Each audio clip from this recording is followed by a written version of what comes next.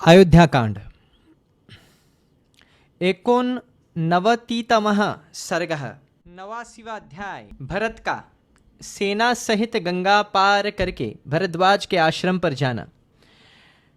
श्रृंगवेरपुर में ही गंगा के तट पर रात्रि बिताकर रघुकुल नंदन भरत प्रातःकाल उठे और शत्रुघ्न से इस प्रकार बोले। शत्रुघ्न, उठो, क्या सो रहे हो? तुम्हारा कल्याण गंगा के पार उतारेगा। उनसे इस प्रकार प्रेरित होने पर शत्रुघ्न ने कहा, भैया, मैं भी आपकी ही भांति आर्य श्री राम का चिंतन करता हुआ जाग रहा हूं, सोता नहीं हूं। वे दोनों पुरुष सिंह जब इस प्रकार परस्पर बातचीत कर रहे थे, उसी समय गुह उपयुक्त वेला में आ पहुंचा और हाथ जोड़कर बोला, कुकुत्स्थव कुलभूषण भरत जी, इस नदी के तट पर आप रात में सुख से रहे हैं ना? सेना सहित आपको यहाँ कोई कष्ट तो नहीं हुआ है? आप सर्वथा निरोग है ना? गुह के स्नेहपूर्वक कहे गए इस वचन को सुनकर श्री राम के अधीन रहने वाले भरत ने यो कहा, बुद्धिमान निषादराज, हम सब लोगों की रात बड़े सुख से बीती है। तुमने हमारा बड़ा सत्कार किया। अब ऐसी अव्यवस्था करो जिससे तुम्हारे मल्लाह बहुत सी नौकाओं द्वारा हमें गंगा के पार उतार दें। भरत का यह आदेश सुनकर गुह तुरंत अपने नगर में गया और भाई बंधुओं से बोला, उठो, जागो, सदा तुम्हारा कल्याण हो। नौकाओं को खींचकर घाट पर ले आओ, भरत की सेना को गंगा जी के पार उतारूंगा। गुह के इस प्रकार कहने पर अपने राजा की आज्ञा से सभी मल्लाह शीघ्र ही उठ खड़े हुए और चारों ओर से 500 नौकाएं एकत्र कर लाए। इन सब के अतिरिक्त कुछ स्वस्तिक नाम से प्रसिद्ध उन्हीं चिन्हों से पहचानी जाती थी। उन पर ऐसी पताकाएं फहरी रही थी जिनमें बड़ी बड़ी घंटियां लटक रही थी। स्वर्ण आदि के बने हुए चित्रों से उन नौकाओं की विशेष शोभा हो रही थी। उनमें नौका खेने के लिए बहुत से डांड लगे हुए थे तथा चतुर नाविक उन्हें चलाने के लिए तैयार बैठे थे। वे सभी नौकाएं बड़ी मजबूत बनी थी। उन्हीं में से एक कल्याणमयी नाव गुह स्वयं लेकर आया, जिसमें श्वेत कालीन बिछे हुए थे तथा उस स्वस्तिक नाम वाली नाव पर मांडलिक शब्द हो रहा था। उस पर सबसे पहले पुरोहित, गुरु और ब्राह्मण बैठे। तत्पश्चात उस पर भरत, महाबली, शत्रुघ्न, कौसल्या, सुमित्रा, कैकेयी तथा राजा दशरथ की जो अन्य रानियां थीं वे सब सवार हुईं। तदनंतर राजा परिवार की दूसरी स्त्रियां बैठी। गाड़ियां तथा क्रय विक्रय की सामग्रियां दूसरी दूसरी नावों पर लादी गई। कुछ सैनिक बड़ी बड़ी मशालें जलाकर अपने खेमों में छुटी हुई वस्तुओं को संभालने में लगे। कुछ लोग शीघ्रतापूर्वक घाट पर उतरने लगे तथा बहुत से सैनिक अपने अपने सामान को यह मेरा है, यह मेरा है, इस तरह पहचान कर उठाने लगे। उस समय जो महान कोलाहल मचा वह आकाश में गूंज उठा। उन सभी नावों पर पताकाएं फहरा रही थी। सबके ऊपर खेने वाले कई मल्लाह बैठे थे। वे सब नौकाएं उस समय चढ़े हुए मनुष्यों की तीव्र गति से पार ले जाने लगी। नावों पर घोड़े थे तथा कुछ नौकाएं गाड़ियों, उनमें जोते जाने वाले घोड़े, खच्चर, बैल आदि वाहनों तथा बहुमूल्य रल आदि को ढो रही थी। वे दूसरे तट पर पहुंचकर वहां लोगों को उतार कर जब लौटी, उस समय मल्लाह बंधु जल में उनकी विचित्र गतियों का प्रदर्शन करने लगे। वैजयंती पताकाओं से सुशोभित होने वाले हाथी महावतों से प्रेरित होकर स्वयं ही नदी पार करने लगे। उस समय वे पंखधारी पर्वतों के समान प्रतीत होते थे।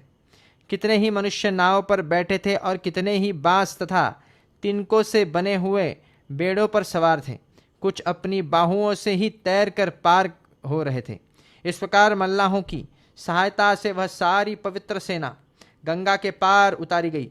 फिर वह स्वयं मैत्र नामक मुहूर्त में उत्तम प्रयाग वन की और उपस्थित हो गई। वहां पहुंचकर महात्मा भरत सेना को सुखपूर्वक विश्राम की आज्ञा दे उसे प्रयाग वन में ठहराकर स्वयं ऋत्विजों तथा राजसभा के सदस्यों के साथ ऋषि श्रेष्ठ भरद्वाज का दर्शन करने के लिए गए।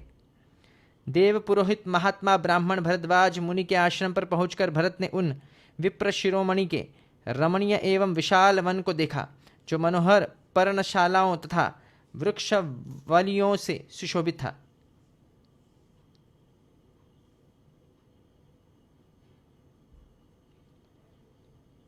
इस प्रकार श्री वाल्मीकि निर्मित रामायण आदि काव्य के अयोध्या कांड में 89वां सर्ग पूरा हुआ। 90तमः सर्गः।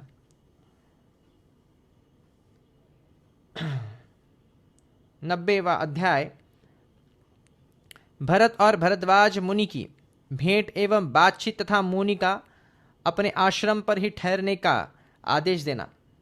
धर्म के ज्ञाता नरश्रेष्ठ भरत ने भरद्वाज आश्रम के पास पहुंचकर अपने साथ के सब लोगों को आश्रम से एक कोस इधर ही ठहरा दिया था और अपने ही अस्त्र शस्त्र तथा राजोचित वस्त्र उतार कर वहीं रख दिए थे। केवल 2 रेशमी वस्त्र धारण करके पुरोहित को आगे किए हुए मंत्रियों के साथ पैदल ही वहां गए। आश्रम में प्रवेश करके जहां दूर से ही मुनिवर भरद्वाज का दर्शन होने लगा, वही उन्होंने उन मंत्रियों को खड़ा कर दिया और पुरोहित वशिष्ठ जी को आगे करके वे पीछे पीछे ऋषि के पास गए। महर्षि वशिष्ठ को देखते ही महातपस्वी भरद्वाज आसन से उठ हुए और शिष्यों से शीघ्रतापूर्वक अध्यले आने की कहा। फिर वे वशिष्ठ से मिले। तत्पश्चात भरत ने उनके चरणों में प्रणाम किया। महातेजस्वी भरद्वाज समझ गए कि ये राजा दशरथ के पुत्र है। धर्मज्ञ ऋषि ने क्रमशः वशिष्ठ और भरत को अर्घ्य पाद्य तथा फल आदि निवेदन करके उन दोनों के कुल का कुशल समाचार पूछा। इसके बाद अयोध्या सेना, खजाना, मित्र वर्ग तथा मंत्रिमंडल का हाल पूछा। राजा दशरथ की मृत्यु का वृत्तांत वे जानते थे, इसलिए उनके विषय में उन्होंने कुछ नहीं पूछा। वशिष्ठ और भरत ने भी महर्षि के शरीर, अग्निहोत्र, शिष्य वर्ग, पेड़ पत्ते तथा मृग पक्षी आदि का कुशल समाचार पूछा। महायशस्वी भरद्वाज सब ठीक है ऐसा कहकर श्री राम के प्रति स्नेह होने के कारण भरत से इस प्रकार बोले, तुम तो राज्य कर रहे हो ना, तुम्हें यहाँ आने की क्या आवश्यकता पड़ गई?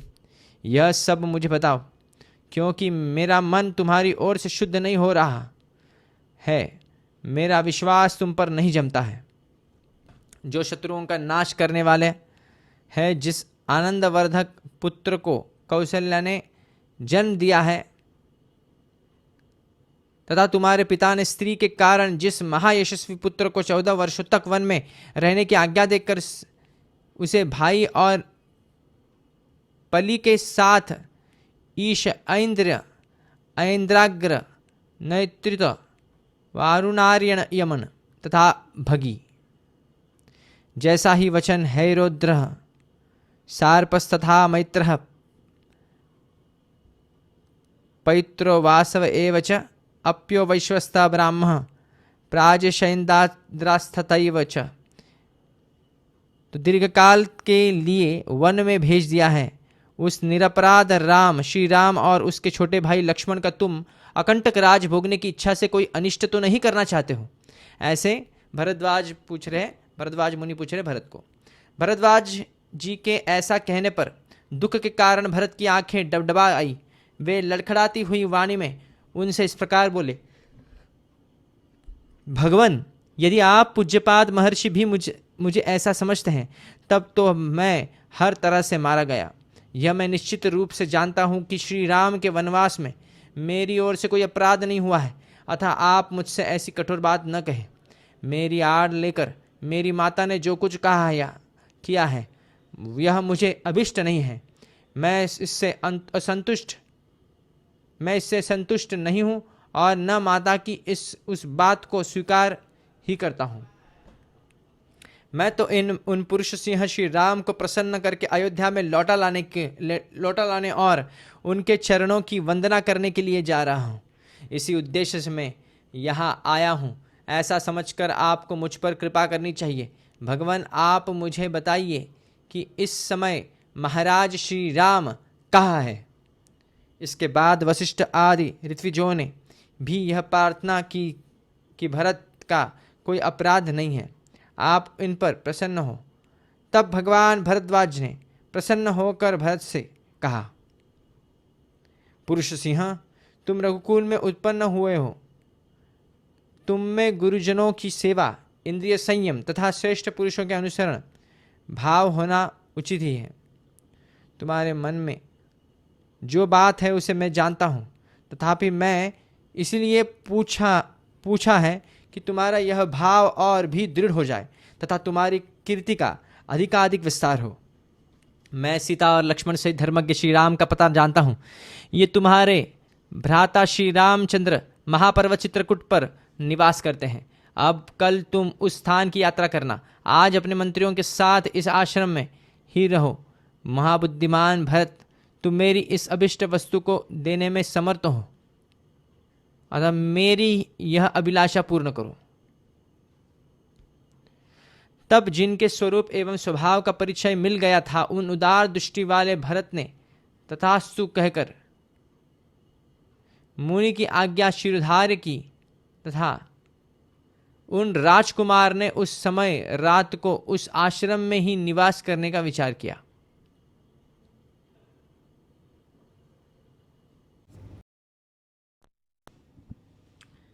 इस प्रकार श्री वाल्मीकि निर्मित रामायण आदि काव्य के अयोध्या कांड में 90वां सर्ग पूरा हुआ।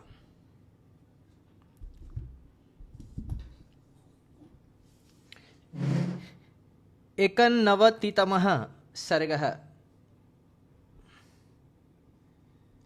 91वां अध्याय। भरद्वाज मुनि के द्वारा सेना सहित भरत का दिव्य सत्कार। जब भरत ने उस आश्रम में ही निवास का दृढ़ निश्चय कर लिया, तब मुनि ने कैकेयी कुमार भरत को अपना आतिथ्य ग्रहण करने के लिए न्योता दिया। यह सुनकर भरत ने उनसे कहा, मुने, वन में जैसा आतिथ्य सत्कार संभव है वह तो आप पाद्य, अर्थ और फल मूल आदि देकर कर ही चुके।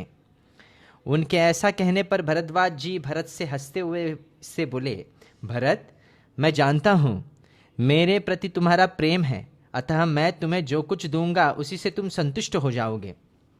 किंतु इस समय मैं तुम्हारी सेना को भोजन कराना चाहता हूँ।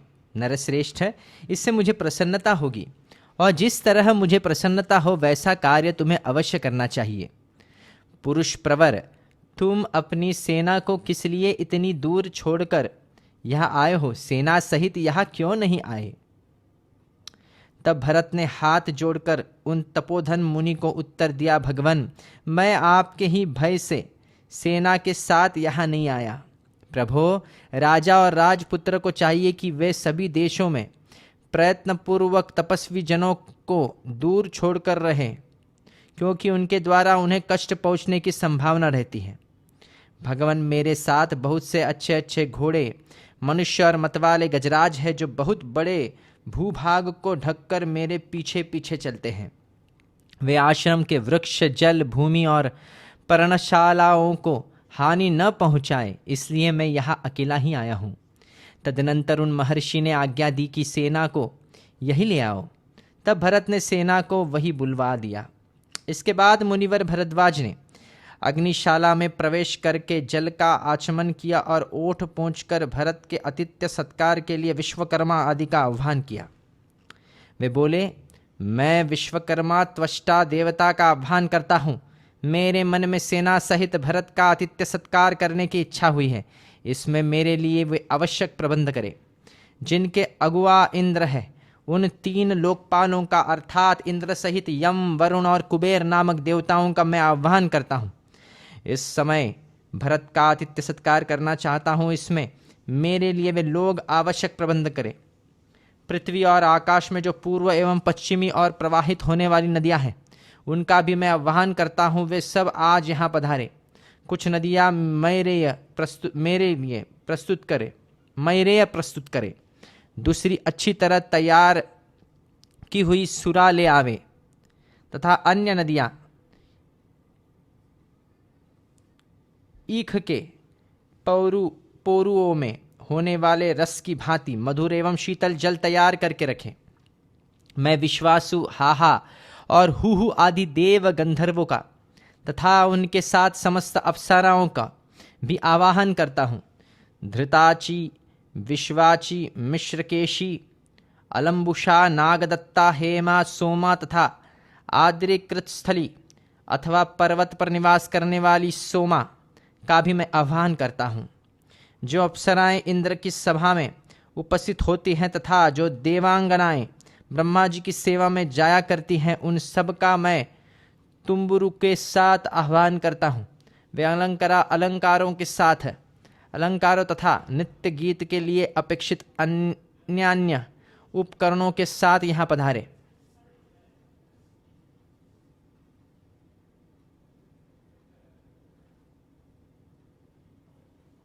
उत्तर कुरु वर्ष में जो दिव्य चैत्र रथ नामक वन है, जिसमें दिव्य वस्त्र और आभूषण ही वृक्षों के पते हैं और दिव्य नारियां ही फल है, कुबेर का वह सनातन दिव्य वन यही आ जाए।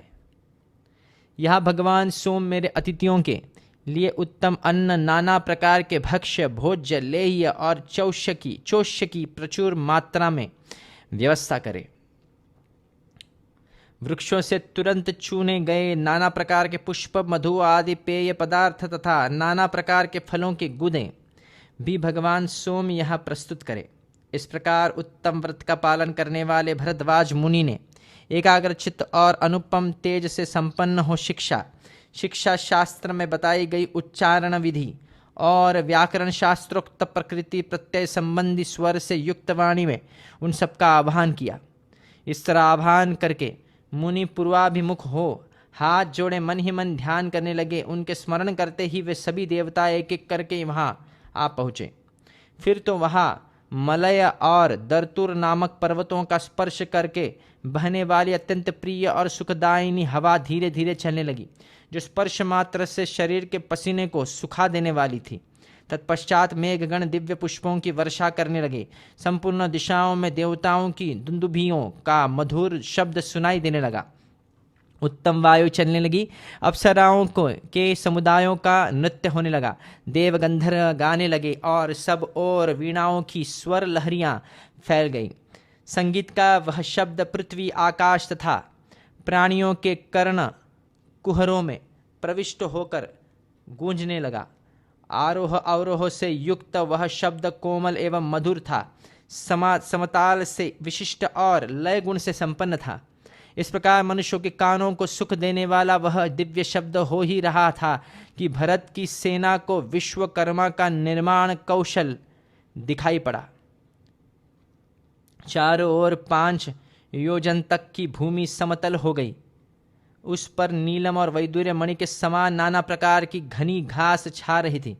स्थान स्थान पर बैल, कैथ, कटहल, आंवला, बिजौरा तथा आम के वृक्ष लगे थे, जो फलों से सुशोभित हो रहे थे। उत्तर कुरु वर्ष से दिव्य भोग सामग्रियों से संपन्न चैत्र रथ नामक वन वहाँ आ गया। साथ ही वहाँ की रमणीय नदियाँ भी आ पहुँची, जो बहुसंख्यक तटवर्ती वृक्षों से घिरी हुई थी। उज्ज्वल 4 कमरों से युक्त गृह अथवा गृहयुक्त चबूतरे तैयार हो गए। हाथी और घोड़े के रहने के लिए शालाएं बन गई। अट्टालिकाओं तथा 7 मंजिले महलों से युक्त सुंदर नगर द्वार भी निर्मित हो गए। राज परिवार के लिए बना हुआ सुंदर द्वार से युक्त दिव्य भवन श्वेत बादलों के समान शोभा पा रहा था। उसे सफ़ेद फूलों की मालाओं से सजाया और दिव्य सुगंधित जल से सिंचा गया था। वह महल चौकोना तथा बहुत बड़ा था। उसमें संकीर्णता का अनुभव नहीं होता था। उनमें सोने, बैठने और सवारियों के रहने के लिए अलग अलग स्थान थे। वहाँ सब प्रकार के दिव्य रस, दिव्य भोजन और दिव्य वस्त्र प्रस्तुत थे। सब तरह के अन्न और धुले हुए स्वच्छ पात्र रखे गए थे। उस सुंदर भवन में कहीं बैठने के लिए सब प्रकार के आसन उपस्थित थे और कहीं सोने के लिए सुंदर शैयाएं बिछी थी। महर्षि भरद्वाज की आज्ञा से कैकेयी पुत्र महाबाहु भरत ने नाना प्रकार के रत्नों से भरे हुए उस महल में प्रवेश किया। उनके साथ साथ पुरोहित और मंत्री भी उसमें गए। उन भवन का निर्माण कौशल देखकर उन सब लोगों को बड़ी प्रसन्नता हुई। उस भवन में भरत ने दिव्य राज सिंहासन, बवर और छत्र भी देखे तथा वह राजा श्री राम की भावना करके मंत्रियों के साथ उन समस्त राजभोग्य वस्तुओं को प्रदक्षिणा की। सिंहासन पर श्री रामचंद्र जी महाराज विराजमान हैं, ऐसी धारणा बनाकर उन्होंने श्री राम को प्रणाम किया और उस सिंहासन की ही पूजा की। फिर अपने हाथ में चावर ले वे मंत्री के आसन पर जा बैठे। तत्पश्चात पुरोहित और मंत्री भी क्रमशः अपने योग्य आसन पर बैठे। फिर सेनापति और प्रशासता, छावनी की रक्षा करने वाले भी बैठ गए। तदनंतर वहाँ 2 ही घड़ी में भरद्वाज मुनि के आज्ञा से भरत की सेवा में नदियाँ उपस्थित हुई, जिनमें कीच के स्थान में खीर भरी थी। उन नदियों के दोनों तटों पर ब्रह्मर्षि भरद्वाज की कृपा से दिव्य एवं रमणीय भवन प्रकट हो गए थे, जो चूने से पुते हुए थे। उसी मुहूर्त में ब्रह्मा जी की भेजी हुई दिव्य आभूषणों से विभूषित 20,000 दिव्यांगनाएं वहां आई ही। आभूषणों से सुशोभित कुबेर की भेजी हुई 20,000 दिव्य महिलाएं भी वहां उपस्थित हुई, जिनका स्पर्श पाकर पुरुष उन्मादग्रस्त सा दिखाई देता था। इनके सिवा नंदनवन से 20,000 अप्सराएं भी आई। नारद, तुम्बुर और गोप अपनी कांति से सूर्य के समान प्रकाशित होते थे। ये तीनों गंधर्वराज भरत के सामने गीत गाने लगे। अलम्बुषा, मिश्र, केशी, पुंडरिका और वामना, ये 4 अप्सराएं भरद्वाज मुनि की आज्ञा से भरत के समीप नृत्य करने लगी। जो फूल देवताओं के उद्यानों में और जो चैत्र रथ वन में हुआ करते हैं, वे महर्षि भरद्वाज के प्रताप से प्रयाग में दिखाई देने लगे। भरद्वाज मुनि के तेज से बेल के वृक्ष मृदंग बजाते, बहेड़े के पेड़ शम्या नामक ताल देते और पीपल के वृक्ष वह नृत्य करते थे। तदनंतर देवदारू, ताल, तिलक और तमाल नामक वृक्ष कुबड़े और बौने बनकर बड़े हर्ष के साथ भरत की सेवा में उपस्थित हुए। शिशपा, आमलकी और जम्बू आदि स्त्रीलिंग वृक्ष तथा मालती, मलिका और जाति आदि वन की लताएं नारी का रूप धारण करके भरद्वाज मुनि के आश्रम में आ बसी। वे भरत के सैनिकों को पुकार पुकार कर कहती थी, मधु का पान करने वाले लोगों, लो यह मधु पान कर लो। तुम में से जिन्हें भूख लगी हो वे सब लोग यह खीर खाओ और परम पवित्र फलों के गुदे भी प्रस्तुत है, इनका आस्वादन करो। जिसकी जो इच्छा हो वही भोजन करो। 7-8 तरुणी स्त्रियां मिलकर एक एक पुरुष को नदी के मनोहर तटों पर उबटन लगा कर नहलाती थी।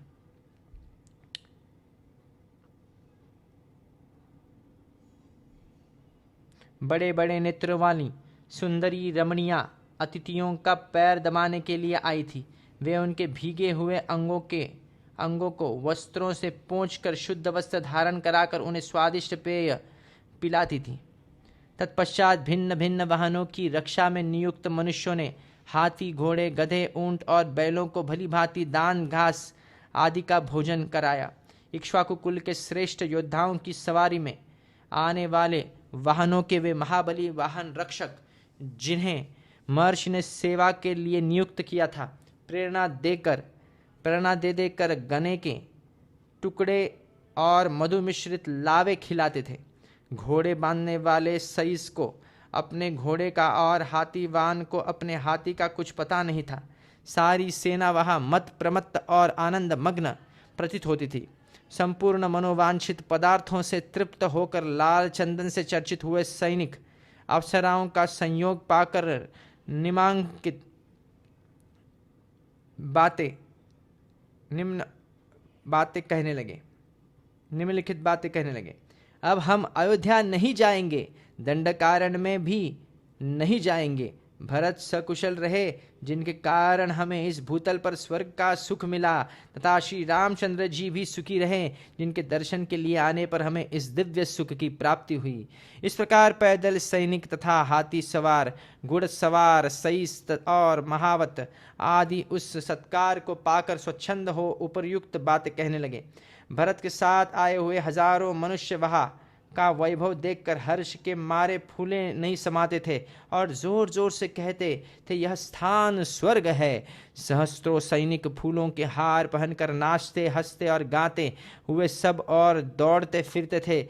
उस अमृत के समान स्वादिष्ट अन्न का भोजन कर चुकने पर भी उन दिव्य भक्ष्य पदार्थों को देखकर उन्हें पुनः भोजन करने की इच्छा हो जाती थी। दास दासियां, सैनिकों की स्त्रियां और सैनिक सब के सब नूतन वस्त्र धारण करके सब प्रकार से अत्यंत प्रसन्न हो गए थे। हाथी, घोड़े, गधे, ऊंट, बैल, मृग तथा पक्षी भी वहां पूर्ण तृप्त हो गए थे। अतः कोई दूसरे किसी वस्तु की इच्छा नहीं करता था। उस समय वहां कोई भी मनुष्य ऐसा नहीं दिखाई देता था जिसके कपड़े सफ़ेद न हों, जो भूखा या मलिन रह गया हो, अथवा जिसके केश धूल से दूषित हो गए हों। अजवाइन मिलाकर बनाए गए वराही कंद से तैयार किए गए तथा आम आदि फलों के गर्म किए हुए रस में पकाए गए उत्तमोत्तम व्यंजनों के संग्रहों, सुगंध युक्त रस वाली दालों तथा श्वेत रंग के भातों से भरे हुए सहस्त्रों स्वर्ण आदि के पात्र वहाँ सब और रखे हुए थे, जिन्हें फूलों की ध्वजाओं से सजाया गया था। भरत के साथ आए हुए सब लोगों ने उन पात्रों को आश्चर्यचकित होकर देखा। वन के आसपास जितने कुएं थे उन सब में गाढ़ी स्वादिष्ट खीर भरी हुई थी। वहाँ की गौवें, कामधेनु सब प्रकार के कामनाओं को पूर्ण करने वाली हो गई थी और उस दिव्य वन के वृक्ष मधु की वर्षा करते थे। भरत की सेना में आए हुए निषाद और निम्न वर्ग के लोगों की तृप्ति के लिए वहाँ मधु से भरी हुई बावड़ियाँ प्रकट हो गई थी तथा उनके तटों पर तपे हुए पीठर कुंड में पकाए गए मृग, मोर और मुगों के स्वच्छ मांस भी ढेर के ढेर रख दिए गए थे। वहाँ सहस्त्रों सोने के अन्न पात्र, लाखों व्यंजन पात्र और लगभग 1 अरब थालियाँ संग्रहित थी। पीठर छोटे छोटे तथा मटके दही से भरे हुए थे और उनमें दही को सुस्वादु बनाने वाले सौंठ आदि मसाले पड़े हुए थे।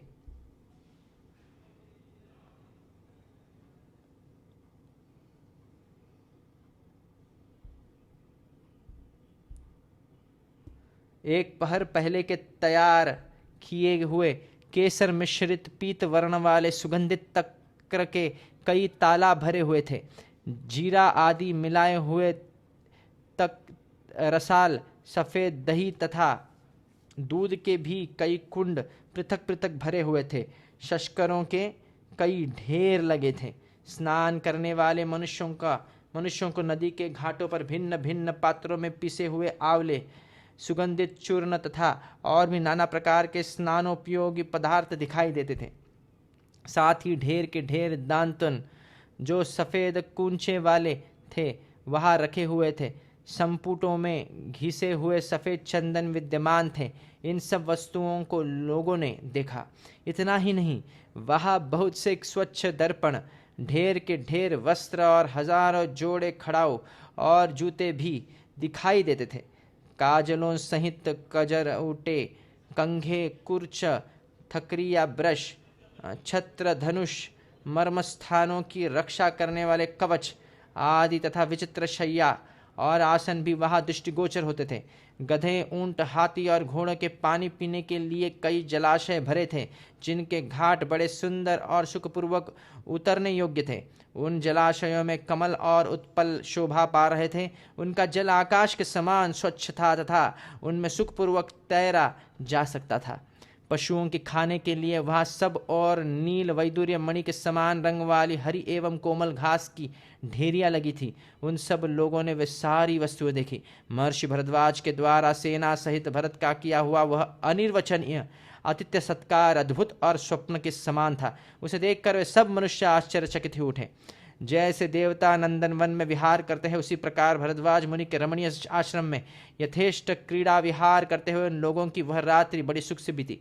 तत्पश्चात वे नदियाँ, गंधर्व और समस्त सुंदरी अप्सराएं भरद्वाज की आज्ञा ले जैसे आई थी वैसे ही उसी प्रकार लौट गईं।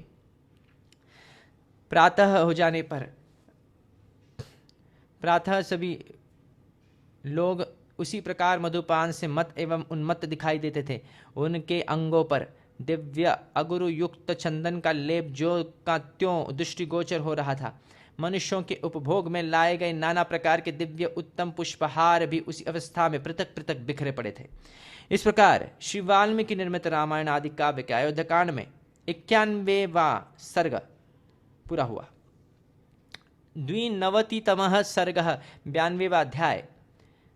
भरत का भरद्वाज मुनि से जाने की आज्ञा लेते हुए श्री राम के आश्रम पर जाने का मार्ग जानना और मुनि को अपनी माताओं का परिचय देकर वहां से चित्रकूट के लिए सेना सहित प्रस्थान करना। परिवार सहित भरत इच्छानुसार मुनि का आतिथ्य ग्रहण करके रात भर आश्रम में ही रहे। फिर सवेरे जाने की आज्ञा लेने के लिए वे महर्षि भरद्वाज के पास गए। पुरुष सिंह भरत को हाथ जोड़ के अपने पास आया देख भरद्वाज जी अग्निहोत्र का कार्य करके उनसे बोले, निष्पाप भरत, क्या हमारे इस आश्रम में तुम्हारी यह रात सुख से बीती है? क्या तुम्हारे साथ आए हुए सब लोग इस आतिथ्य से संतुष्ट हुए हैं? यह बताओ। तब भरत ने आश्रम से बाहर निकले हुए उन उत्तम तेजस्वी महर्षि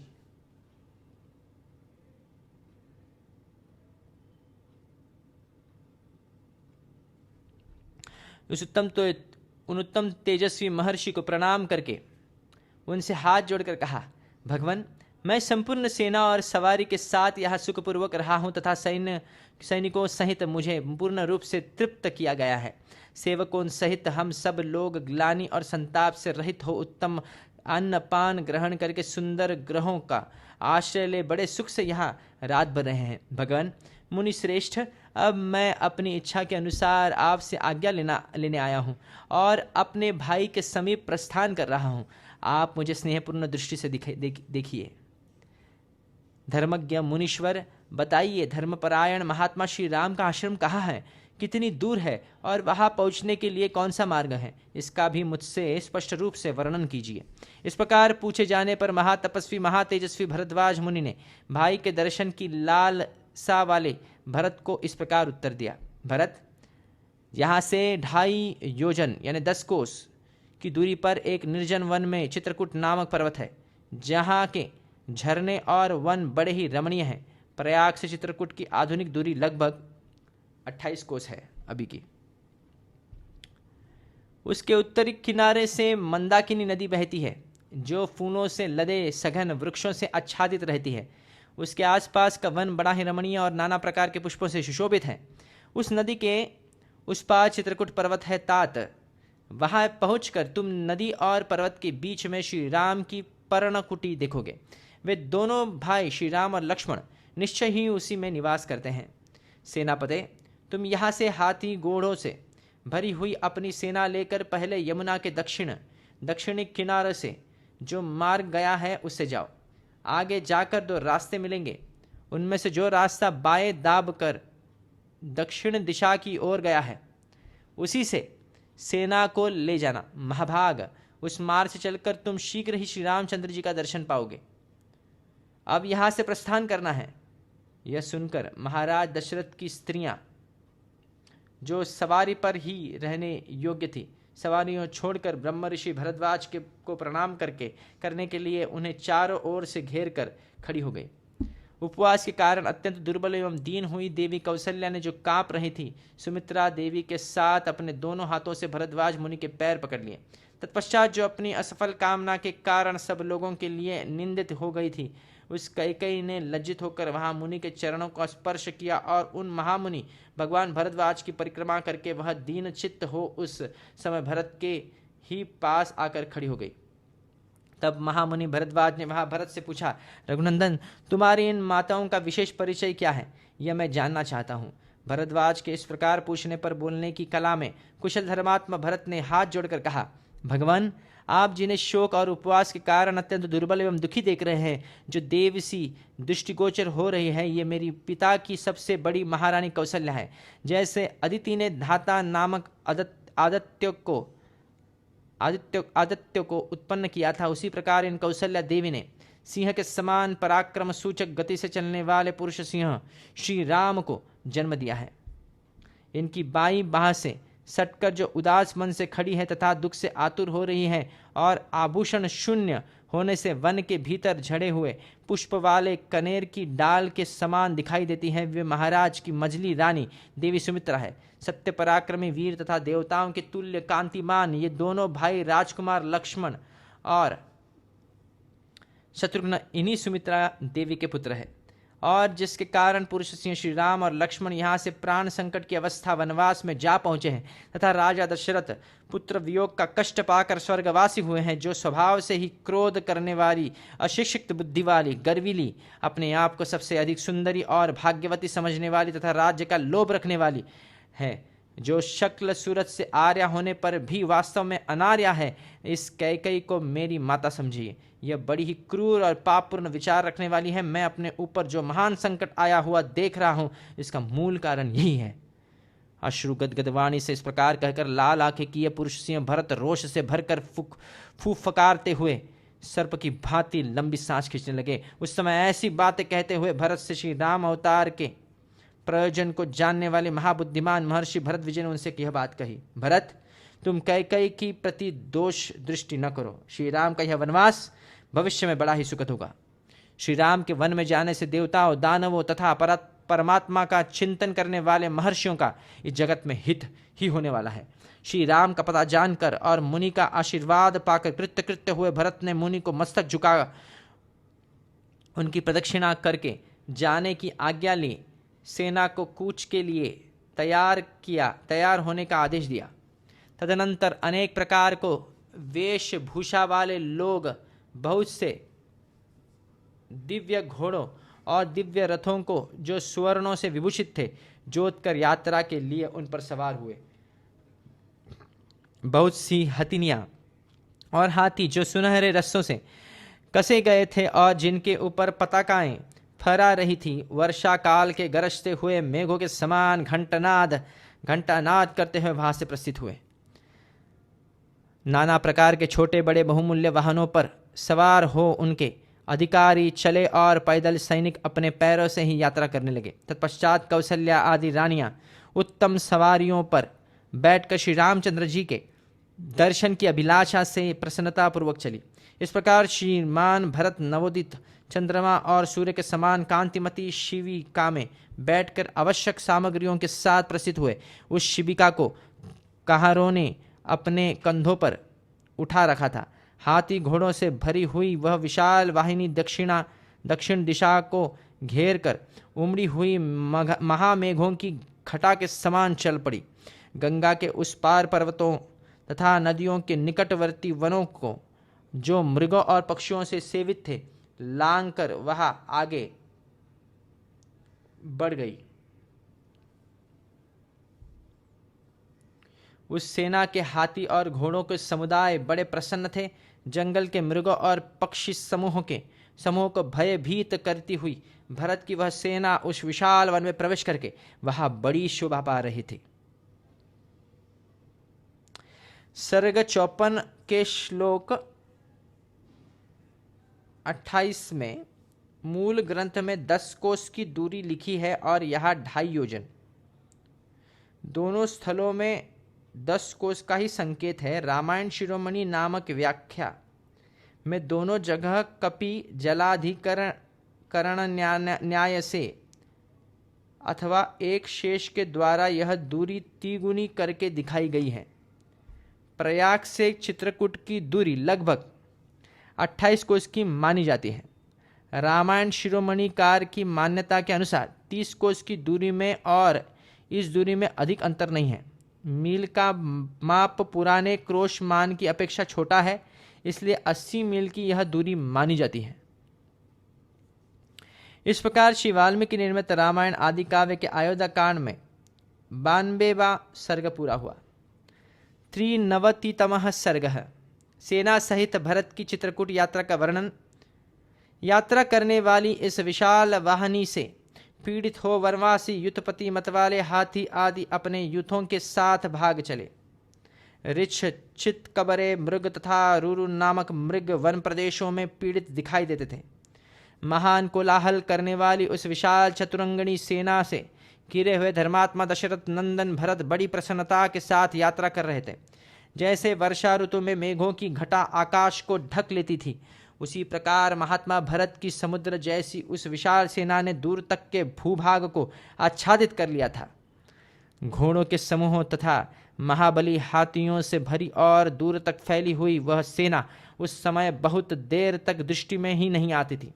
दूर तक का रास्ता तय कर लेने पर जब भरत की सवारियां बहुत थक गई, तब श्रीमान भरत ने मंत्रियों में श्रेष्ठ वशिष्ठ जी से कहा, ब्राह्मण, मैंने जैसा सुन रखा था और जैसा इस देश का स्वरूप दिखाई देता है, इससे स्पष्ट जान पड़ता है कि भरद्वाज जी ने जहाँ पहुँचने का आदेश दिया था उस देश में हम लोग आ पहुँचे हैं।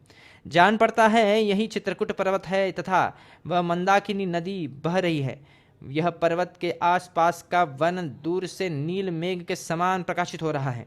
इस समय मेरे पर्वताकार हाथी चित्रकूट के रमणीय शिखरों का अवमर्दन कर रहे हैं।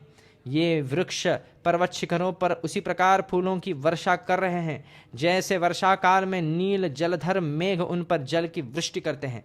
इसके बाद भरत शत्रुघ्न से कहने लगे, शत्रुघ्न, देखो, इस पर्वत की उपत्यका में जो देश है, जहाँ पर किन्नर होकर मगरों से भरे हुए समुद्र के समान प्रतीत होता है।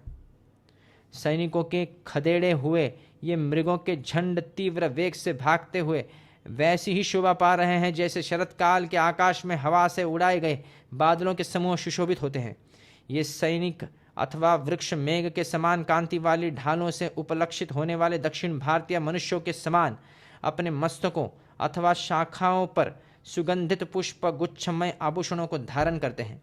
यह वन जो पहले जनरव शून्य होने के कारण अत्यंत भयंकर दिखाई देता था, वही इस समय हमारे साथ आए हुए लोगों से व्याप्त होने के कारण मुझे अयोध्यापुरी के समान प्रतीत होता है। घोड़ों की टापों से उड़ी हुई धूल आकाश को आच्छादित करके स्थित होती है, परंतु उसे हवा मेरा प्रिय करती हुई सी शीघ्र ही अन्यत्र उड़ा ले जाती है। शत्रुघ्न, देखो, इस वन में घोड़ों से जुते हुए और श्रेष्ठ सारथियों द्वारा संचालित हुए ये रथ कितनी शीघ्रता से आगे बढ़ रहे हैं। जो देखने में बड़े प्यारे लगते हैं, उन मोरों को तो देखो, ये हमारे सैनिकों के भय से कितने भयभीत हुए हैं। इसी प्रकार अपने आवास स्थान पर्वत की ओर उड़ते हुए अन्य पक्षियों पर भी दृष्टिपात करो। निष्पाप शत्रुघ्न, यह देश मुझे बड़ा ही मनोहर प्रतीत होता है। तपस्वी जनों का यह निवास स्थान वास्तव में स्वर्गीय पथ है। इस वन में मृगियों के साथ विचरने वाले बहुत से चितकबरे मृग ऐसे मनोहर दिखाई देते हैं मानो इन्हें फूलों से चित्रित सुसज्जित किया गया हो। मेरे सैनिक यथोचित रूप से आगे बढ़े और वन में सब ओर खोजे, जिससे उन दोनों पुरुष सिंह श्री राम और लक्ष्मण का पता लग जाए।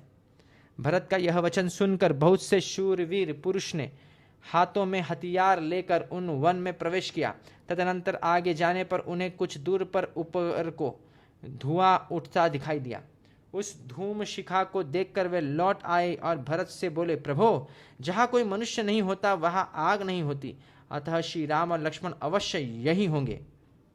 यदि शत्रुओं को संताप देने वाले पुरुष सिंह राजकुमार श्री राम और लक्ष्मण यहाँ न हो तो भी श्री राम जैसे तेजस्वी दूसरे कोई तपस्वी तो अवश्य ही होंगे।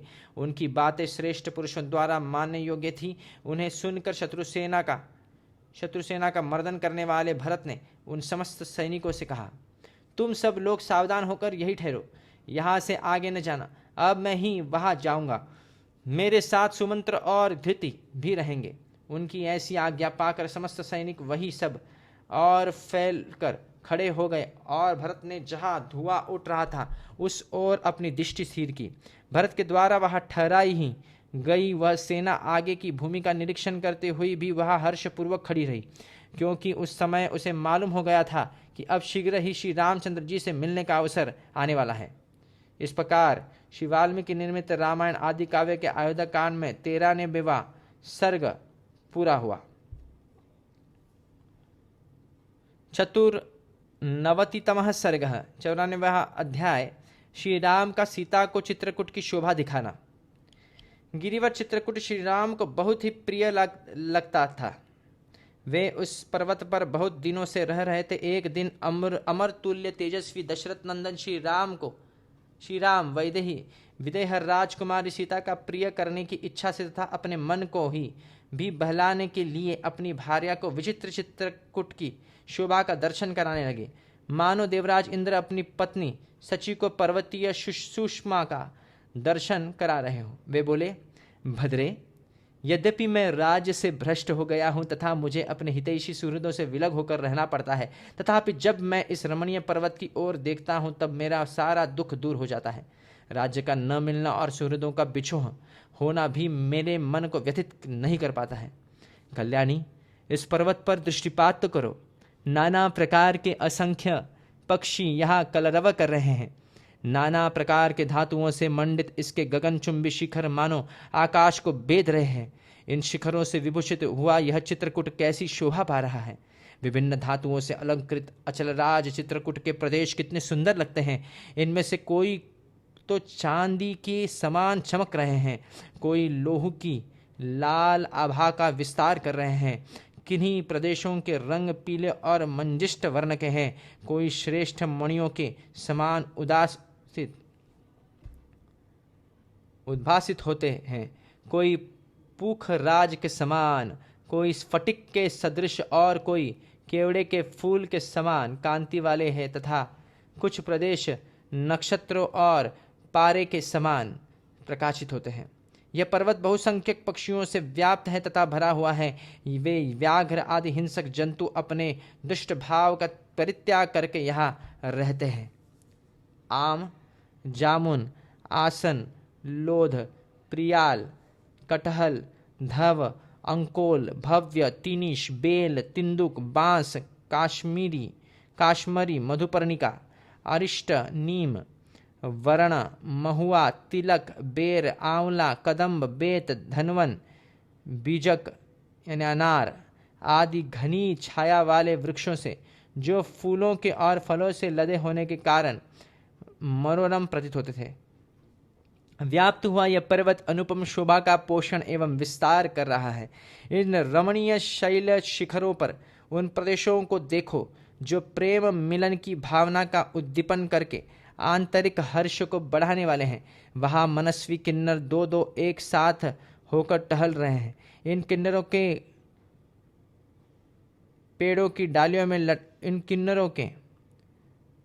खड़ग पेड़ों की डालियों में लटक रहे हैं। यानी किन्नरों की जो तलवार या म्यान थे जो पेड़ों की डालियों में लटक रहे हैं। इधर विद्याधरों की स्त्रियों के मनोरम क्रीड़ा स्थलों तथा वृक्षों की शाखाओं पर रखे हुए उनके सुंदर वस्त्रों की ओर भी देखो। इसके ऊपर कहीं ऊंचे से झरने गिर रहे हैं, कई जमीन के भीतर से सोते निकले हैं और कहीं कहीं छोटे छोटे स्रोत प्रवाहित हो रहे हैं। इन सब के द्वारा यह पर्वत की मद की धारा बहाने वाले हाथी के समान शोभा पाते हैं। गुफाओं से निकली हुई वायु नाना प्रकार के पुष्पों की प्रचुर गंध लेकर नासिका को तृप्त करती हुई किस पुरुष के पास आकर उसका हर्ष नहीं बढ़ा रही है। सती साध्वी सीते, यदि तुम्हारे और लक्ष्मण के साथ मैं यहाँ अनेक वर्षों तक रहूं तो भी नगर त्याग का शोक मुझे कदापि पीड़ित नहीं करेगा। भामिनी, बहुतेरे फूलों और फलों से युक्त तथा नाना प्रकार के पक्षियों से सेवित इस विचित्र शिखर वाले रमणीय पर्वत पर मेरा मन बहुत लगता है। प्रिय, इस वनवास से मुझे दो फल प्राप्त हुए। एक तो धर्मानुसार पिता की आज्ञा का पालन रूप ऋण चुक गया और दूसरा भाई भरत का प्रिय हुआ। विदेह कुमारी, क्या चित्रकूट पर्वत पर मेरे साथ मन, वाणी और शरीर को प्रिय लगने वाली भांति भांति के पदार्थों को देखकर तुम्हें आनंद प्राप्त नहीं होता नहीं? रानी, मेरे प्रपितामह मनु आदि उत्कृष्ट राज ऋषियों ने नियम पूर्वक किए गए इन वनवास को भी अमृत बतलाया है। इससे शरीर त्याग के पश्चात परम कल्याण की प्राप्ति होती है। चारों ओर इस पर्वत की सैकड़ों विशाल शिलाएं शोभा पा रही हैं, जो नीले, पीले, सफ़ेद और लाल आदि विविध रंगों से अनेक प्रकार की दिखाई देती हैं। रात में इस पर्वत राज के ऊपर लगी हुई सहस्त्रों औषधियाँ अपनी प्रभा संपत्ति से प्रकाशित होती हुई अग्निशिखा के समान उद्भासित होती हैं। भामिनी, इस पर्वत के कई स्थान घर की भांति दिखाई देते हैं क्योंकि वे वृक्षों की घनी छाया से आच्छादित है, और कई स्थान चंपा, मालती आदि फूलों की अधिकता के कारण उद्यान के समान सुशोभित होते हैं तथा कितने ही स्थान ऐसे ही जहाँ बहुत दूर तक एक ही शिला फैली हुई है। इन सब की बड़ी शोभा होती है। ऐसा जान पड़ता है कि यह चित्रकूट पर्वत पृथ्वी को फाड़ कर ऊपर उड़ आया है। चित्रकूट का यह शिखर सब ओर से सुंदर दिखाई देता है। प्रिय, देखो, ये विलासियों के बिस्तर हैं जिन पर उत्पल, पुत्र, जीवक, पुन्नाग और भोजपत्र इनके पत्ते ही चादर का काम देते हैं तथा इनके ऊपर सब ओर से कमलों के पत्ते बिछे हुए हैं। प्रियतमे, ये कमलों की मालाएं दिखाई देती हैं जो विलासियों द्वारा मसल कर फेंक दी गई हैं। उधर देखो, वृक्षों में नाना प्रकार के फल लगे हुए हैं। बहुत से फल, मूल और जल से संपन्न यह चित्रकूट पर्वत कुबेर नगरी, वस्वौ कसारा यानी अलका, इंद्रपुरी, नलिनी, अमरावती अथवा नलिनी नाम से प्रसिद्ध कुबेर की सौगंधिक कमलों से युक्त पुष्करिणी तथा उत्तर कुरु को भी अपनी शोभा से तिरस्कृत कर रहा है। प्राणवल्लभी सीते, अपने उत्तम नियमों का पालन करते हुए सतमार्ग पर स्थित रहकर यदि तुम्हारे और लक्ष्मण के साथ यह 14 वर्षों का समय मैं सानंद व्यतीत कर लूँगा तो मुझे वह सुख प्राप्त होगा जो कुल धर्म को बढ़ाने वाला है। इस प्रकार श्री वाल्मीकि निर्मित रामायण आदि काव्य के अयोध्या कांड में 91वां सर्ग पूरा हुआ।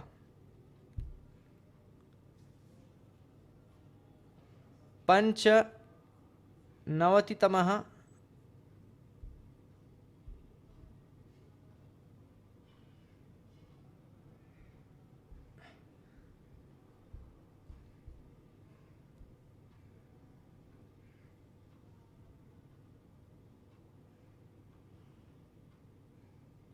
तो 94वां अध्याय पूरा हुआ और अभी है पंचनवतितमः सर्ग। 95वां अध्याय श्री राम का सीता के प्रति मंदाकिनी नदी की शोभा का वर्णन। तदनंतर उस पर्वत से निकलकर कौशल नरेश श्री रामचंद्र जी ने मिथिलेश कुमारी सीता को पुण्य सलीला रमणीय मंदाकिनी नदी का दर्शन कराया, और उस समय कमल नयन श्री राम के चंद्रमा के समान मनोहर मुख तथा सुंदर कटि प्रदेश वाली विदेह राज नंदिनी ने सीता से इस प्रकार कहा, प्रिय, अब मंदाकिनी नदी की शोभा देखो। उस हंस और सारसों से सेवित उनके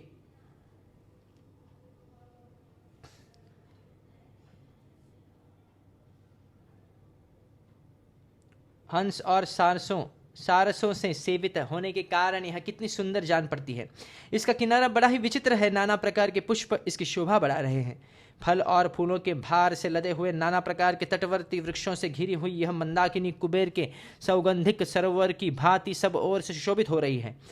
हरिणों की झुंड पानी पीकर उस समय यद्यपि यहाँ का जल गांधला कर गए हैं, तथापि इसके रमणीय घाट मेरे मन को बड़ा आनंद दे रहे हैं। प्रिय, वह देखो, जटा, मृगचर्म और वनकल का उत्तरीय धारण करने वाले महर्षि उपयुक्त समय में आकर इस मंदाकिनी नदी में स्नान कर रहे हैं।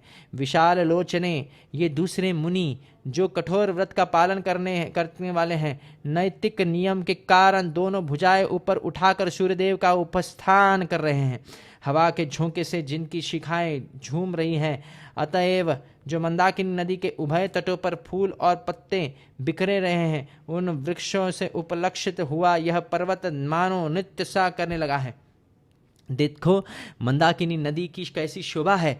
कहीं तो इसमें मोतियों के समान स्वच्छ जल बहता दिखाई देता है, कहीं यह ऊंचे कगारों से ही शोभा पाती है। वहाँ का जल कगारों में छिप जाने के कारण दिखाई नहीं देता है, और कहीं सिद्धजन इसमें अवगाहन कर रहे हैं और तथा यह उनसे व्याप्त दिखाई देती हैं। सूक्ष्म कटि प्रदेश वाली सुंदरी, देखो, वायु के द्वारा उड़ाकर लाए हुए ये ढेर के ढेर फूल किस तरह मंदाकिनी के दोनों तटों पर फैले हुए हैं, और वे दूसरे पुष्प समूह कैसे पानी पर तैर रहे हैं। कल्याणी, देखो तो सही, ये मीठी बोली बोलने वाले चक्रवाक पक्षी सुंदर कलरव करते हुए किस तरह नदी के तटों पर आरूढ़ हो रहे हैं। शोभने, यहाँ और जो प्रतिदिन चित्रकूट और मंदाकिनी के दर्शन होता है वह नित्य निरंतर तुम्हारा दर्शन होने के कारण अयोध्या निवासी की अपेक्षा भी अधिक सुखद जान पड़ता है। इस नदी में प्रतिदिन तपस्या, इंद्रिय संयम और मनोनिग्रह से संपन्न निष्पाप सिद्ध महात्माओं के आवागमन करने से इसका जल विशुद्ध होता रहता है। चलो तुम भी मेरे साथ इसमें स्नान करो। भामिनी सीते, एक सखी दूसरी सखी के साथ जैसे क्रीड़ा करती है उसी प्रकार तुम मंदाकिनी नदी में उतरकर इसके लाल और श्वेत कमलों को जल में डुबोती हुई इसमें स्नान क्रीड़ा करो। प्रिय, तुम इस वन के निवासियों को पूर्ववासी मनुष्यों के समान समझो। चित्रकूट पर्वत को अयोध्या के तुल्य मानो और इस मंदाकिनी नदी को सरयू के सदृश जानो। विदेह नंदिनी, धर्मात्मा लक्ष्मण सदा मेरी आज्ञा के अधीन रहते हैं और तुम भी मेरे मन के अनुकूल ही चलती हो, इससे मुझे बड़ी प्रसन्नता होती है। प्रिय, तुम्हारे साथ तीनों काल स्नान करके मधुर फल मूल का आहार करता हुआ मैं न तो अयोध्या जाने की इच्छा रखता हूँ और न राज्य पाने की ही। जिसे हाथियों के समूह मथे डालते हैं तथा सिंह और वानर जिसका जल पिया करते हैं, जिसके तट पर सुंदर पुष्पों से लदे वृक्ष शोभा पाते हैं तथा जो पुष्प समूह से करके जो ग्लानि रहित और सुखी न हो जाए तथा जो पुष्प समूहों से स्नान करके जल लेके जो ग्लानि रहित और सुखी न हो जाए, ऐसा मनुष्य संसार में नहीं है। रघुवंश की वृद्धि करने वाले श्री रामचंद्र जी मंदाकिनी नदी के प्रति ऐसी अनेक प्रकार की सुसंगत बातें कहते हुए नील कांति वाले रमणीय चित्रकूट पर्वत पर अपनी प्रिया पत्नी सीता के साथ विचरने लगे। इस प्रकार श्री वाल्मीकि निर्मित रामायण आदि काव्य के अयोध्या कांड में 95वां सर्ग पूरा हुआ। षण्णवतितमः सर्गः। 96वां अध्याय वन जंतुओं के भागने के कारण जानने के लिए श्री राम की आज्ञा से लक्ष्मण का शाल वृक्ष पर चढ़कर भरत की सेना को देखना और उनके प्रति अपना रोषपूर्ण उद्गार प्रकट करना। इस प्रकार मिथिलेश कुमारी सीता को मंदाकिनी नदी का दर्शन कराकर उस समय श्री रामचंद्र जी पर्वत के समतल प्रदेश में उनके साथ बैठ गए और तपस्वी जनों के उपभोग में आने योग्य फल मूल के गुदे से उनकी मानसिक प्रसन्नता को बढ़ाने उनका लालन करने लगे। धर्मात्मा रघुनंदन सीता जी के साथ इस प्रकार की बातें कर रहे थे। प्रिय, यह फल परम पवित्र है, यह बहुत स्वादिष्ट है तथा इस कंद को अच्छी तरह आग पर सेका गया है। इस प्रकार वे इस पर्वतीय प्रदेश में बैठे हुए ही थे कि उनके पास आने वाली भरत की सेना की धूल और कोलाहल दोनों एक साथ प्रकट हुए और आकाश में फैलने लगे। इसी बीच में सेना के महान कोलाहल से भयभीत एवं पीड़ित हो हाथियों के कितने ही मत वाले युद्धपति अपने युद्धों के साथ संपूर्ण दिशाओं में भागने लगे। श्री रामचंद्र जी ने सेना से प्रकट हुए इस महान कोलाहल को सुना तथा भागे जाते हुए उन समस्त युद्धपतियों को भी देखा। उन भागे हुए हाथियों को देखकर और महाभयंकर शब्द को सुनकर श्री रामचंद्र जी उद्दिष्ट तेज वाले सुमित्रा कुमार लक्ष्मण से बोले, लक्ष्मण, ये जगत में तुमसे ही माता सुमित्रा श्रेष्ठ पुत्र वाली हुई है। देखो तो सही यह भयंकर गर्जना के साथ कैसा गंभीर तुमुल नाद सुनाई देता है। सुमित्रा नंदन, पता तो लगाओ इस विशाल वन में ये जो हाथियों के झुंड अथवा भैंसे या मृग जो क्या कारण है, क्यों भाग रहे हैं? इन्हें सिंहों ने तो नहीं डरा दिया है, अथवा कोई राजा या राजकुमार इस वन में आकर शिकार तो नहीं खेल रहा है, या दूसरा कोई हिंसक जंतु तो नहीं प्रकट हो गया है। लक्ष्मण, इस पर्वत पर अपरिचित पक्षियों का आना जाना भी अत्यंत कठिन है, फिर यहाँ किसी हिंसक जंतु व राजा का आक्रमण कैसे संभव है? अतः इन सारी बातों की ठीक ठीक जानकारी प्राप्त करो। भगवान श्री राम की आज्ञा पाकर लक्ष्मण तुरंत ही फूलों से भरे हुए एक शाल वृक्ष पर चढ़ गए और संपूर्ण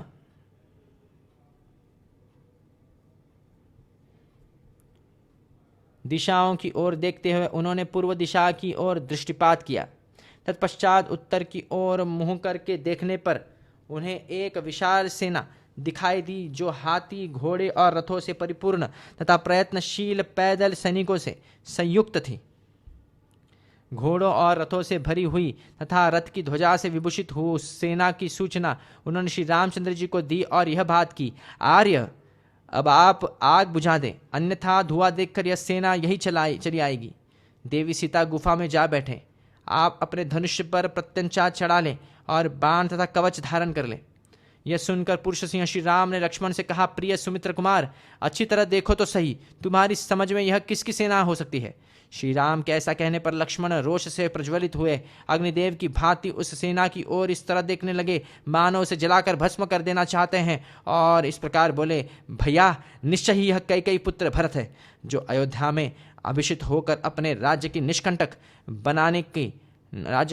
बनाने की इच्छा से हम दोनों को मार डालने के लिए यहाँ आए हुए हैं। सामने की और यह जो बहुत बड़ा शोभा संपन्न वृक्ष दिखाई देता है, उसके समीप जो रथ है उस पर उज्ज्वल तने से युक्त कोविदार वृक्ष से चिन्हित ध्वज शोभा पा रहा है। ये घुड़सवार सैनिक इच्छानुसार शीघ्रगामी घोड़ों पर आरूढ़ हो इधर ही आ रहे हैं, और ये हाथी सवार भी बड़े हर्ष से हाथियों पर चढ़कर आते हुए प्रकाशित हो रहे हैं। वीर, हम दोनों को धनुष लेकर पर्वत के शिखर पर चलना चाहिए, अथवा कवच बांधकर अस्त्र शस्त्र धारण किए यही डटे रहना चाहिए। रघुनंदन, आज यह कोविदार के चिन्ह से युक्त ध्वज वाला रथ रणभूमि में हम दोनों के अधिकार में आ जाएगा, और आज मैं अपनी इच्छा के अनुसार उस भरत को भी सामने देखूंगा कि जिसके कारण आपको, सीता को और मुझे भी महान संकट का सामना करना पड़ा है, तथा जिसके कारण आप अपने सनातन राज अधिकार से वंचित किए गए हैं। वीर रघुनाथ जी, यह भरत हमारा शत्रु है और सामने आ गया है, अतः वध के ही योग्य है। भरत का वध करने में मुझे कोई दोष नहीं दिखाई देता। रघुनंदन, जो पहले का अपकारी रहा हो, उसको मार कर कोई अधर्म का भागी नहीं होता है। भरत ने पहले जीवित छोड़ देने में ही अधर्म है। इस भारत के मारे जाने पर आप समस्त वसुधा का शासन करें। जैसे हाथी किसी वृक्ष को तोड़ डालता है, उसी प्रकार राज्य का लोभ करने वाले कैकेयी आज अत्यंत दुख से आर्त हो इसे मेरे द्वारा युद्ध में मारा गया दिखे। मैं कैकेयी का भी उसके सगे संबंधियों एवं बंधुओं सहित वध कर डालूंगा। आज यह पृथ्वी कैकेयी रूप महान पाप से मुक्त हो जाए। मानद, आज मैं अपने रोके हुए क्रोध और तिरस्कार को शत्रु की सेनाओं पर उसी प्रकार थोपूंगा जैसे सूखे घास फूस के ढेर में आग लगा दी जाए। अपने तीखे बाणों से शत्रुओं के शरीरों के टुकड़े टुकड़े करके मैं अभी चित्रकूट के इस वन को रक्त से सींच दूंगा। मेरी बाणों से विदीर्ण हुए हृदय वाले हाथियों और घोड़ों को तथा मेरे हाथ से मारे गए मनुष्यों को भी गीदड़ आदि मांस भक्षी जंतु इधर इधर घसीटे। इस महान वन में सेना सहित भरत का वध करके मैं धनुष और बाण के ऋण से उऋण हो जाऊंगा, इसमें संशय नहीं है। इस प्रकार श्री वाल्मीकि निर्मित रामायण आदि काव्य के अयोध्याकांड में 96वां सर्ग पूरा हुआ।